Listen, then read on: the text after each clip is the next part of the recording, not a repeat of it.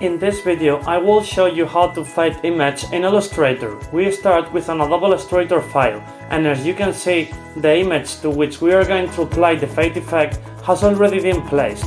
And the first step is to go to the left toolbar, and here we select the rectangle tool icon. We draw a rectangle that matches the dimensions of the image, since the fade effect is not applied directly to the image itself, but to this shape, which will then be transferred to the image. With the rectangle selected, we go to the top window menu and click on Gradient to open that panel. Here we choose the type of gradient that will affect the image.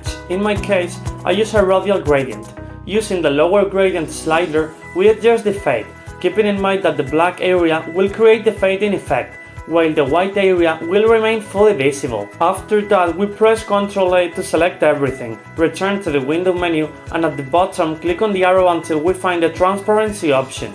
We enter this panel, click on Make Mask, and that's it.